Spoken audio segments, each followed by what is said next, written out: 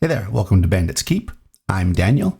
In this video, I'm going to talk a little bit about gold and experience points, which is something I've talked about before. Seems like I'm rehashing some old ideas again, but with new light, I think. A conversation just came up recently on the Discord, and this is becoming a running theme, I can tell. If you're not part of the Discord, I'll put a link in the description. Please do jump over there and join the conversation. It was about gold, right? Gold for XP, like how do we handle it? Gold for sessions.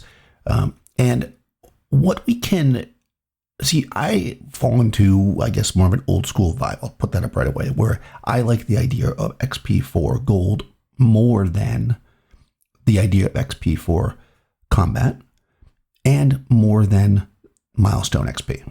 And I will kind of explain why, and then I will give some solutions to the idea of we're going to have a ridiculous amount of gold, which is the case. So, number one, I'm going to say that XP for fighting monsters is fine. If that is your campaign, it's a monster slaying campaign. But what I found was, and the game that I ran for an extended period of time that had this as a baseline was 5th edition Dungeons & Dragons. What I found was when we got at higher levels, the player characters needed to either constantly be fighting really, really powerful monsters or fighting all the time in order to be able to level at any kind of a rate that seemed reasonable. And because the end game in a 5th edition campaign, for the most part, I mean, obviously every table's different, is this like high level, save the world, get to high level vibe versus build up your treasure stores, get an army, and then have a fight, right? As we often think of in some of the older games. It's a different vibe, right? They don't want to wait for years to get their XP, walking around killing one monster here and there. So then it becomes like, well, I mean, how many ancient red dragons are there in the world that all these people are running around and killing them left and right?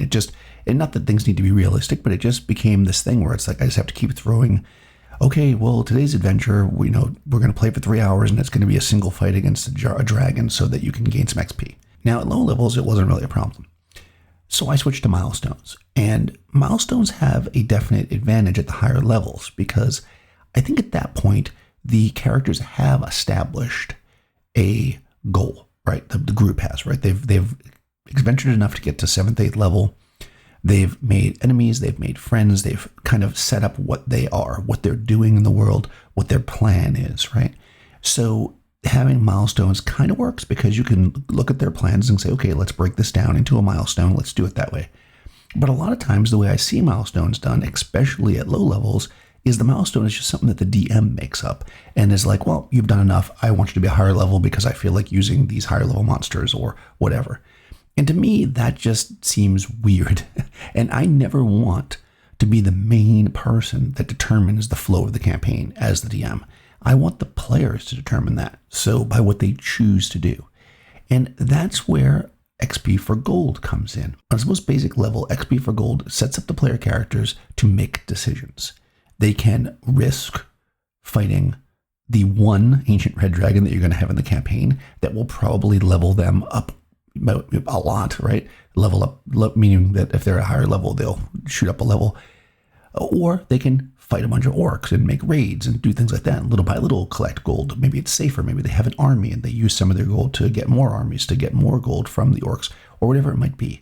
But basically, the player characters are making the choice because in the end, killing a bunch of orcs, is not going to be super fun for an individual player to have to run around and do it. But having an army destroy an entire, army of opposing monsters, whether it be orcs, trolls, whatever it might be, and then collecting the booty from that, which would be their treasure, for me anyways, it just seems more fun. So this is why I lean into this. But what we do discover when we do this is the following. Player characters have way too much treasure. And the thing is that you can, of course, do all kinds of things. Advanced Dungeons & Dragons leans heavily into the pay for training, taxes, these kind of things. But again, who wants to play a game where they have to go around paying taxes? I know I was in a campaign a few years back in Basic Fantasy RPG, and the DM was having us pay a tax on any treasure we brought into the keep that we were staying in. So we would bury half our treasure in the woods because we didn't want to give it up. It's not even real money, right? We don't want to give it up. So basically, I just find that to be tedious and not to my taste. But there's something else. I always roll back to watching Conan the Barbarian from whenever that was, 1982, with Arnold Schwarzenegger. And when they raid the tower and they get these giant gems that are clearly like priceless, they spend it on stupid stuff and probably spend way too much. If you've ever been to a place where there's like gambling going on, you see this, right? Somebody starts winning well at a table. Next thing you know, they're tipping the waitress $100, or they're, buying rounds of drinks for the whole place, or they're buying some really overpriced pair of shoes, right? This is what people do when they come quickly into money that they're not used to having. They spend it. So what I like to do, and what we used to do as kids, which is really funny, is we would get all this treasure, and then we would do things like buy like beautiful fur capes, and we would buy elaborate horses that are well trained and super expensive, and armor for them with gems in it, and crowns for us characters to wear, and beautiful rings and necklaces. And this is the stuff that they can spend their cash on. And as they progress through levels, and it works out this way too, if you actually roll the treasure from like the book has you do it, when you fight these tougher and tougher monsters, they generally end up having more treasure in the form of things like gems and jewelry and items. And these things are easier to transport, so it solves that problem. But also at that point, the player characters should have people carrying their stuff, right? You need to start having porters. When you're a first level character, you have a sword and a backpack with some rations, and you hike through the woods 2 days, and you go to the dungeon, and you get 500 gold pieces, you come out. When you're a 10th level character, you have an entourage of knights with you, and porters and wagons to carry stuff. That way, when you go into the dungeon and you find 50,000 gold pieces, you can get it out, right? That's what you do. It's part of the game. And you don't have to dig deeply into that. If you're thinking to yourself right now, well, I don't want to manage all that. You don't have to make it super hard to manage. You can just literally have it. In my OD&D campaign currently, they have 4 porters. We never even mention those porters unless it comes up. They're literally just there to carry their stuff. Occasionally, an area effect will happen and it'll kill all their low-level people that are with them. But for the most part, they just stay back, right? When the player characters go into the dungeon, they stay back at camp. Or they stay back with guards around them, right? They're careful, and they're carrying all the treasure. And when they encountered a higher level NPC that joined the party that wanted 20% of the take, when they dropped them off at town, they gave them their take in gold pieces, not in gems and jewelry, not in items, because that was easier to have them take that weight of it, and they could carry around the gems and still have all this money. So this is it, right? These items become parts of the character as prestige. You get that giant gem, you put it in the hilt of your sword. Why?